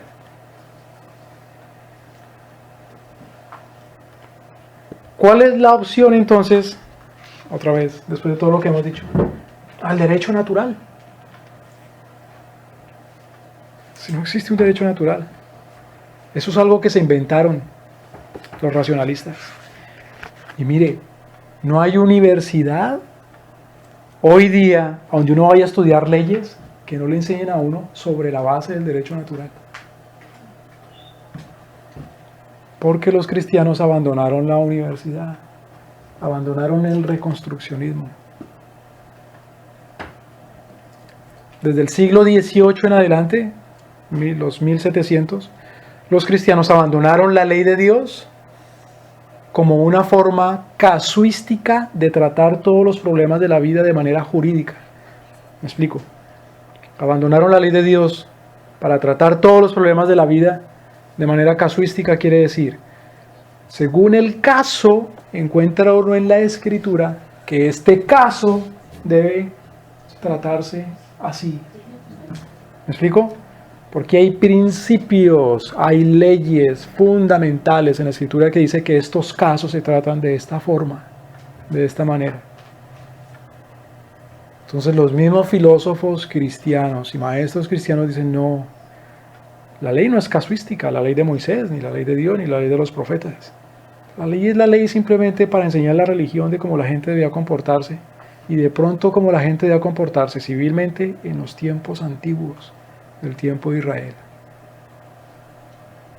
¿Qué queda entonces? Porque el hombre tiene que guiarse por alguna ley, pero cuando los cristianos, la cristiandad, abandonaron la ley de Dios, que es casuística, ¿cuál es el refugio que encontraron? ¿La ley qué? Naturalista, el naturalismo.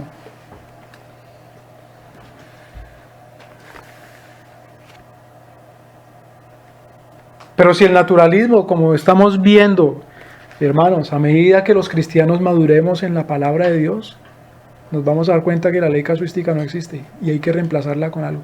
Perdóneme, que la ley natural no exista y hay que reemplazarla con algo. Y ya nosotros hemos empezado a reemplazar la ley natural, por lo menos en nuestras vidas privadas, ¿o no? Tiene que pasar a la vida familiar, tiene que pasar a la vida eclesiástica y tiene que pasar luego así a la vida civil. Pero ¿por qué la hemos reemplazado los cristianos? La ley natural, la supuesta ley natural. ¿Con qué la hemos reemplazado? Con la revelación, con la ley de Dios. Ahora la pregunta ¿es capaz la ley de Dios de regir toda área humana? ¿Se puede, hermano? ¿Se puede escribir un código de comercio sacado de la Biblia? ¿Se puede escribir un código de derecho laboral sacado de la Biblia? ¿Se puede escribir un código de derecho civil sacado de la Biblia? ¿Un código penal? ¿Un código administrativo sacado de la Escritura? ¿Está loco usted? Eso es lo que hacen los musulmanes, que le aplican su Corán a todo y por eso se matan y son así de violentos. Usted lo que quiere aquí es traernos el fundamentalismo, el radicalismo. Esa es la acusación que se le hace al reconstruccionismo. ¿En dónde está la falacia o el error de esa acusación? La difamación. ¿En qué equipara el Corán con qué? Dice, si usted quiere de la Biblia regir la vida civil, familiar, penal, eclesiástica, comercial, financiera, administrativa, eso es lo que hacen los musulmanes con el Corán. Eso es lo que llaman la Sharia o la ley islámica. Entonces usted está loco porque quiere volvernos como un estado de esos musulmanes. ¿En dónde está el error en esa acusación? En que equiparan el Corán ¿a qué cosa? A la Biblia. ¿Creen que regirse por la Biblia es lo mismo que regirse por el Corán? Pero ellos tienen pasajes de la Biblia. Sí, claro. Claro.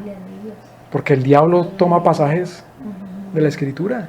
Lo que les conviene. ¿Acaso los sicarios que contrataban a los mafiosos, esos sicarios no tomaban también pedacitos de la Biblia como amuletos de buena suerte? Claro, eso no tiene nada de raro. Entonces equiparan el Corán a la Escritura.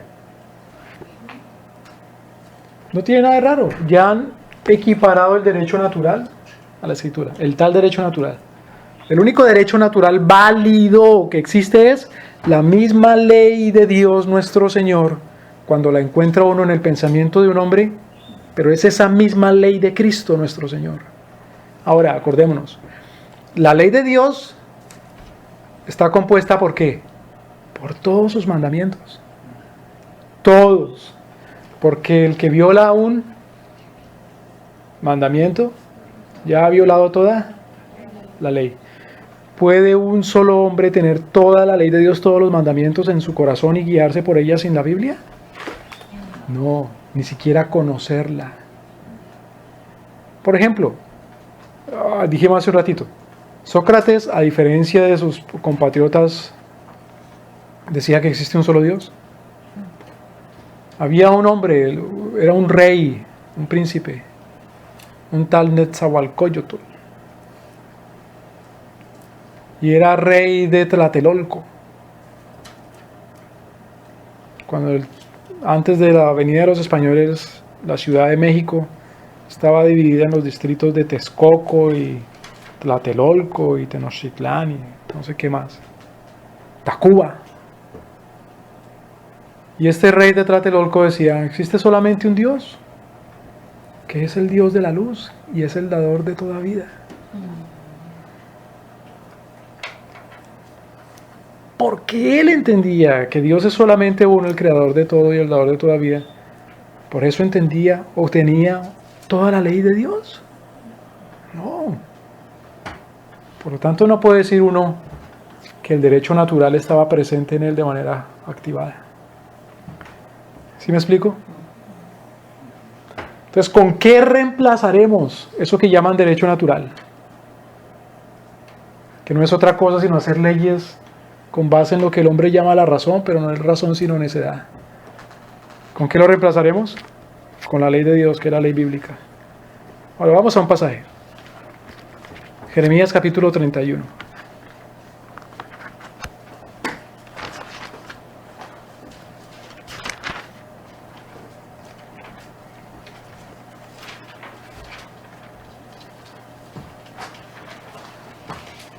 Ahora uno se entusiasma.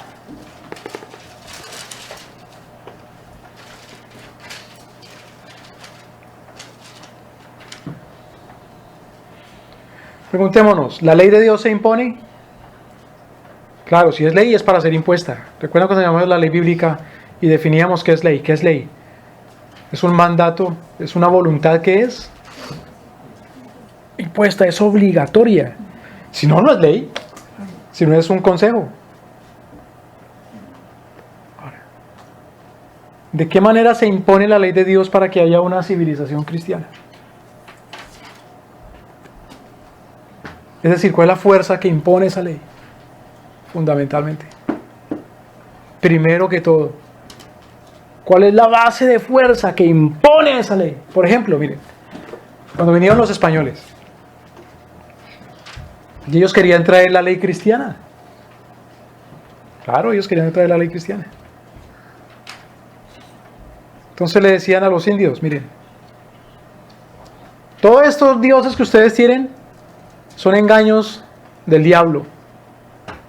Los sacrificios humanos son un delito muy grave, un pecado muy grave. Y el único Dios que existe es el creador del cielo y de la tierra y su Hijo Jesucristo. Y su representante en la tierra es el Papa. Y el rey que nos envía a decir estas cosas es su majestad Don Carlos. Entonces ustedes o se convierten a ese rey, a ese Dios, a ese Dios, y le juran fidelidad a ese rey, o los matamos. ¿Eso era bueno o malo? Bueno, depende. Eliminó los sacrificios humanos. Está bien. ¿Perdón? Claro, mucho. La pregunta es, ¿quiere decir eso que se construyó una civilización cristiana entonces? No, ¿Por qué no? pero era para el interés de ellos. ¿Por qué no? Está basado en las palabras. ¿Por qué no? Supongamos que venían con todo muy buena intención, pero ¿por qué no pudo construir una civilización cristiana? Porque no tenían el conocimiento de Y la los ciegos si no también. han visto la fuerza. Entonces, si vamos a Jeremías capítulo 31, versículo 31. He aquí vienen días, dice Jehová, en los cuales haré nuevo pacto con la casa de Jacob y la casa de Judá. ¿Cuál es ese pacto? Entonces lo diferencia, dice: no como el pacto que hice con sus padres el día que tomé su mano para sacarlos de la tierra de Egipto, porque ellos invalidaron mi pacto. Entonces, ¿cuál es la diferencia de este pacto con el otro pacto? ¿Que cambian las leyes? ¿Cuál es la diferencia? Que este nuevo pacto no se va a poder Dice, porque ellos invalidaron. Mi pacto, claro, Entonces, ¿cuál es la diferencia de este nuevo pacto? que no se puede invalidar. Exacto. No es nuevo en cuanto a que lo da otra persona, es el mismo Dios. Si es el mismo Dios, es la misma naturaleza de la ley. ¿Qué es lo nuevo entonces? Que no se puede invalidar. Ellos lo invalidaron. Bien que yo fui un marido para ellos, dice Jehová. Entonces, no lo invalidaron porque Dios hubiese sido infiel en no cumplir su parte de su pacto. No. Dios fue bueno y cumplió su parte. Fue la traición del pueblo. En el nuevo pacto no va a haber traición. Versículo 33. Este es el pacto que haré con la casa de Israel después de aquellos días, dice. Daré mi Mi ley en su mente. Esta traducción dice en sus entrañas, en su mente. La escribiré en sus corazones. Y yo seré su Dios y ellos serán mi pueblo. Ahora, acordémonos que el apóstol Pablo decía, los gentiles cuando hacen la ley, Hacen lo que está en su corazón. Pero luego Pablo dice, advierte, dice, la carne no se somete ni tampoco puede. Y los paganos, por haber desconocido a Dios, Dios los entenebreció su mente y los confundió en su corazón. Entonces el nuevo pacto quiere decir ¿qué cosa? Que ese corazón es renovado. ¿Cómo se renueva el corazón? Cuando Dios escribe su ley en la misma mente, en el mismo corazón.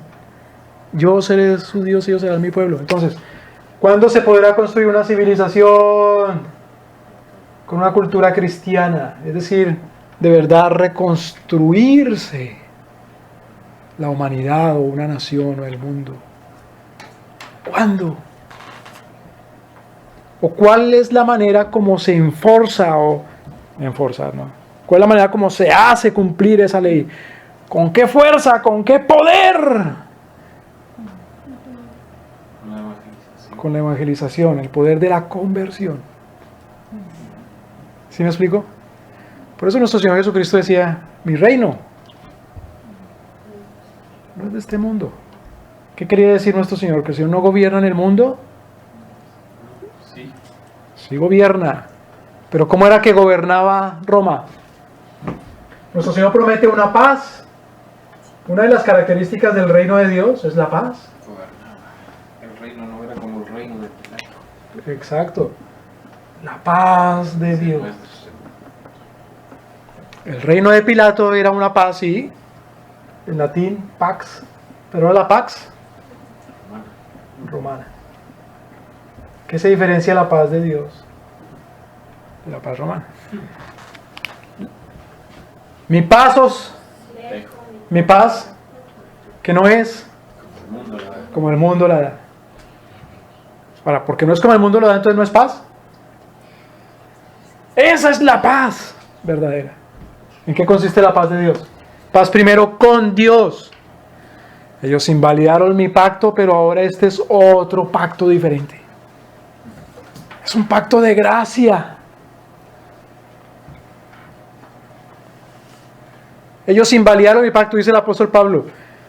Es que no pueden, no es simplemente que lo invalida, que no cumple la ley, sino que no la puede cumplir. La carne es enemistad, la mente está pensando en las cosas de la carne y del mundo. Pero ahora en la paz de Dios, el corazón no es entenebrecido, es iluminado. Está abierto para la ley de Dios. Ama la ley de Dios. Por eso es que ahora el apóstol Juan dice, sus mandamientos no son. Por eso es que David dice, oh, cuánto amo.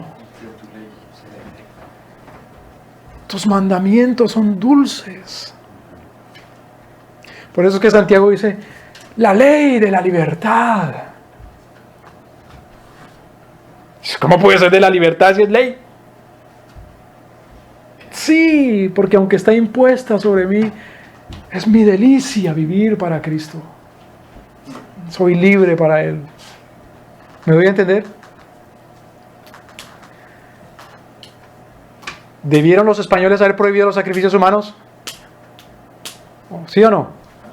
¡Claro que sí! Eso estuvo bien. ¿Pero pudieron construir el reino? ¿Por qué no? Porque se quedó ahí. Primero en la espada y segundo en la religión de obras. No en la gracia y en la fe, no en la conversión. Si uno se convierte solamente por el miedo al infierno, pero no por el amor a Cristo, todavía no se ha convertido en realidad. ¿Sí me doy a entender? Convertido amenazado. Convertido amenazado. No, le queman, como hacían los jesuitas, quemaban un cordero. Y le decían, ¿quiere quemarse así eternamente en el infierno? No, entonces bautícese. Pues cuando hablamos ahorita de los métodos de evangelización o los métodos de predicación, el método es decir la verdad, y la verdad es completa. La verdad es arrepentirse, pero creer en Cristo. La verdad es temor a Dios, pero amar a Jesús. La verdad es amar a Jesús, pero Él pone su ley en nosotros. La verdad es Él pone su ley en nosotros para ser obedientes por amor. Eso es lo que construye la civilización cristiana. ¿Me doy a entender? Pero, fíjense que nuestro Señor dice, daré mi ley en sus extrañas, en sus entrañas, en sus mentes, y las escribiré en sus corazones. ¿Qué es lo que nuestro Señor escribe? ¿Es su qué? ¿Cuál ley? La única ley que no tendrás dioses ajenos delante. Bueno, Los mandamientos. ¿esa ley es válida? ¿Esa ley es pertinente? Mira esta pregunta. ¿Esa ley es completa? Otra pregunta. ¿Es completa para todo? Pues si somos convertidos, nuestro Señor escribe su ley en nuestros corazones para derribar algunas cosas o todo lo que no es de Cristo, y para construir algunas cosas y dejarle al mundo con el derecho natural que construya lo demás, sino para reconstruir todo. ¿Sí me doy a entender? Pero pasa por el Evangelio. No es solo cuestiones de política, porque ese es solamente un aspecto de la vida importantísimo, pero es solamente un aspecto. Ahora, fíjese,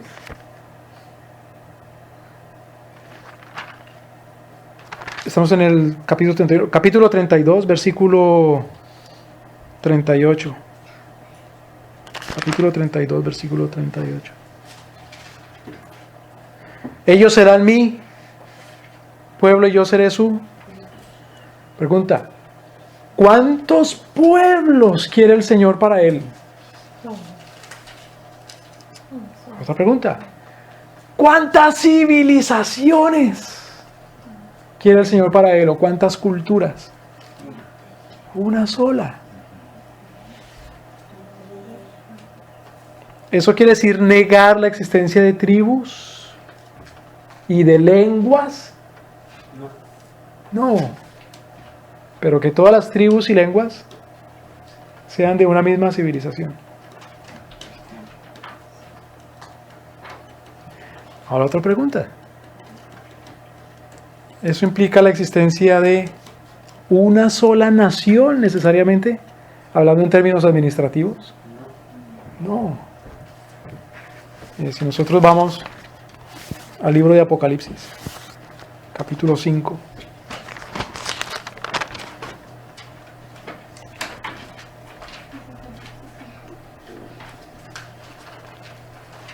Versículo 9.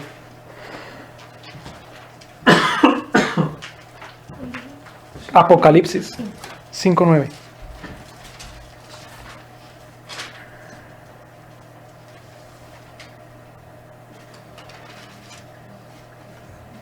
Cantaban un cántico nuevo. ¿Qué quiere decir eso de un cántico nuevo? ¿Recuerdan que en los Salmos dice cantad un cántico nuevo? Se refiere a eso del nuevo pacto. sea, canten y alaben al Señor porque nos ha hecho su pueblo, porque ha puesto su ley en nosotros, porque es un pacto que no podemos entonces invalidar, como se invalidó el pacto de Dios cuando estaban en el desierto, como cuando nos negamos a Cristo. Cantaban un cántico nuevo diciendo: digno eres de tomar el libro y abrir sus sellos. Es decir, digno eres tú de tomar el libro de los decretos de Dios y de abrirlo para leerlo y desatar que se haga la voluntad de Dios sobre la tierra. Porque tú fuiste inmolado y nos has redimido. Es decir, tú fuiste el agente usado para que viniera a hacerse el nuevo pacto. Mediante tu sangre fuiste inmolado. Y nos has redimido. Es decir, esta palabra, reconstruido. Porque redimir es lo que se ha arrancado, sembrar. Lo que se ha derribado y destruido, edificar. Es decir, recuperar lo que ha sido esclavizado, liberarlo. Nos ha redimido, fíjese, para Dios, con tu sangre, el cumplimiento del nuevo pacto. Vosotros seréis mi pueblo y yo seré su Dios. De toda lengua y pueblo y nación. Linaje, lengua, pueblo y nación. Linaje quiere decir una sola civilización cristiana, que Dios quiere que todos sean negros, que todos sean blancos. No, de todo linaje. Linaje, ¿qué quiere decir? Según sus familias, según sus descendencias o sus ascendencias. Y lengua, ¿qué quiere decir? Como ha aprendido a llamar las cosas cuando ha crecido, en cuanto a la forma. Y pueblo y nación. Es una cosa muy maldita. A ver, preguntémonos según eso entonces. Cuando hay una ley que dice el idioma oficial de este país es este, ¿eso es según la ley de Dios?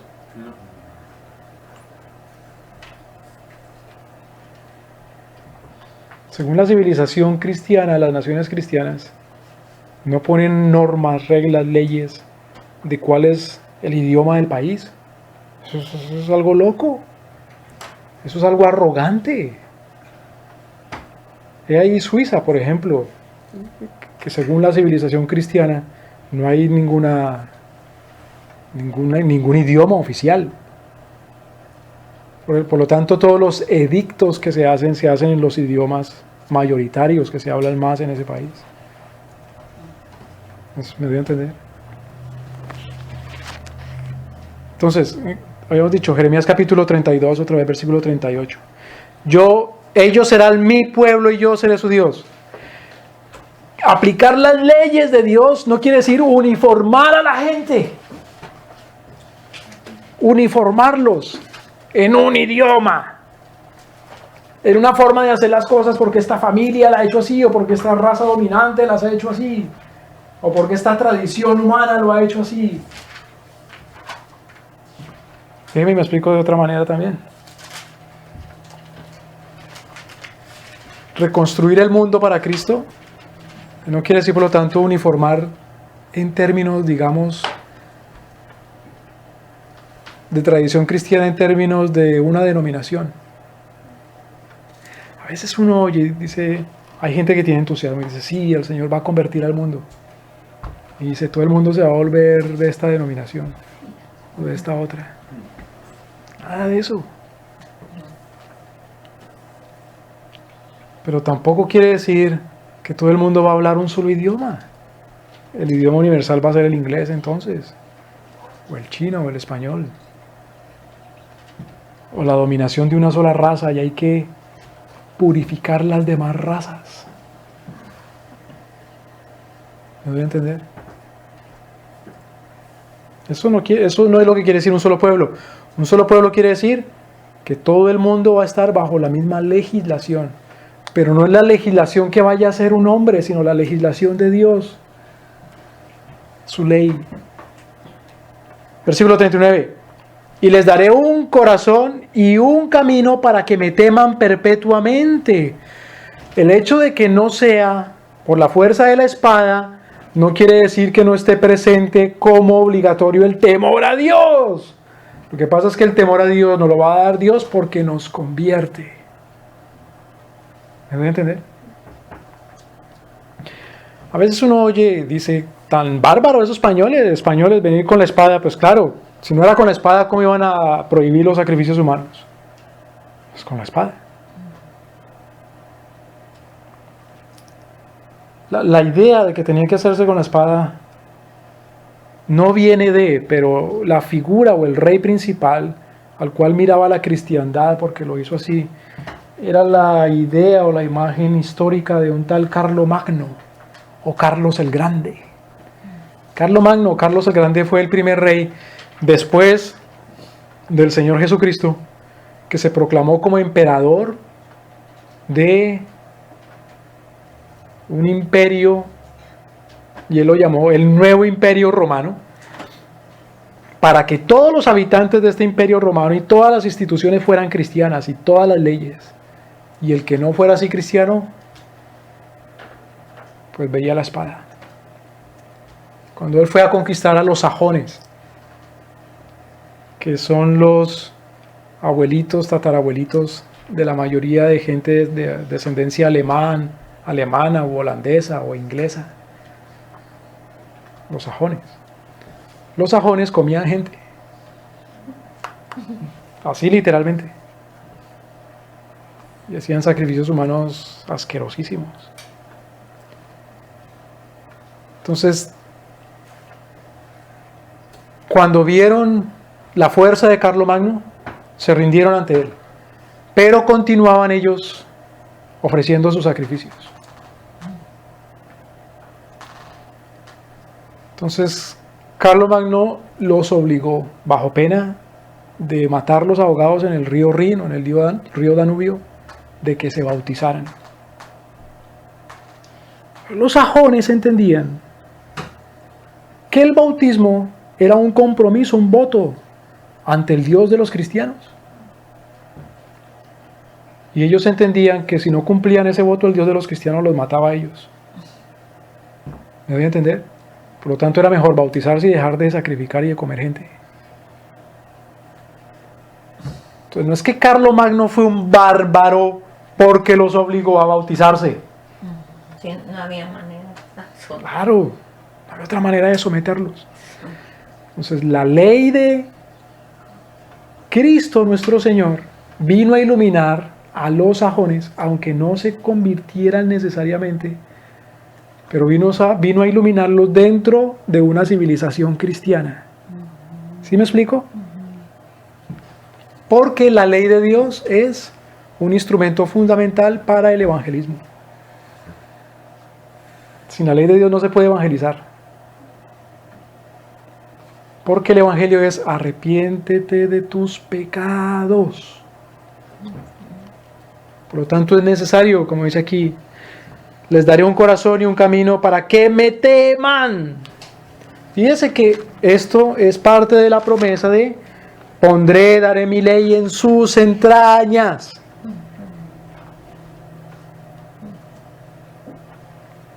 Ahora, el reconstruccionismo, no pensamos que porque se llama reconstruccionismo y empezó esa palabra en los años 60, no existía reconstruccionismo desde antes de estos señores Bansen y Bantil y Rushduni. Es como decir que no existía cristianismo antes de la iglesia de Antioquía, porque cuando comienza a llamársele a esos que dicen que Jesús es Dios y Rey y Señor, ¿cuándo comienza a llamárseles cristianos? Desde la iglesia de Antioquía. Entonces, cuando estaba la iglesia antes de Antioquía, ¿en dónde principalmente? En Jerusalén, en Cesarea. ¿No habían cristianos? Porque empieza a llamárseles es desde la iglesia de Antioquía. Entonces, antes de que existiese la iglesia de Antioquía, ¿no habían cristianos? Claro que habían. Es que eso es solamente un nombre, una denominación. Antes se les llamaba los del camino, o la secta esa de los nazareos, en fin. Recuerdan que a Pedro le dicen, tú también eres Galileo. ¿Cómo le llamaban a los que andaban con Cristo? Galileos. Galileos, nazarenos, Jesús de Nazaret. Pero eso es solamente una denominación. ¿Sí me debe entender? El reconstruccionismo ha habido desde que hay cristianismo. Porque el cristianismo es eso. Todo poder, toda autoridad me es dada en el cielo y en la tierra. Desde el principio, en las Escrituras, hemos visto nosotros que la esperanza de los cristianos es que la gloria de Dios llene la tierra. Que el último enemigo a vencer sea la muerte. Que Cristo reine hasta que ponga a todos sus enemigos bajo sus pies. Que todas las naciones sean bautizadas, enseñándoles lo que yo les he enseñado. Entonces, claro, junto con Carlomagno estaban los predicadores que decían, como enseña Cristo, que no se puede comer gente, ni sacrificar seres humanos. Eso lo enseña Cristo. Bautícense, sométanse a Cristo. Pero el que convierte es el Señor. ¿Me explico? Sin la conversión, primeramente, no hay civilización cristiana. Sin la conversión. Pero necesariamente la conversión tiene que predicar, enseñar y ejercer el temor a Dios. Por lo tanto, la obediencia a su ley. Entonces, ya sea que se le obedezca, que se obedezca la ley de Dios, por amor a Cristo o por temor a Cristo, pero la ley de Dios tiene que cumplirse. Tiene que cumplirse la ley de la voluntad de nuestro Señor. Tiene que ser cumplida. Claro, en el nuevo pacto, la gloria del nuevo pacto, dice el apóstol Pablo, dice, cuando venga la plenitud de los gentiles, en Romanos capítulo 11, aunque los judíos hayan venido siendo rechazados, porque los judíos fueron rechazados, fueron excluidos, pero cuando venga la plenitud de los gentiles, entonces todo Israel será salvo.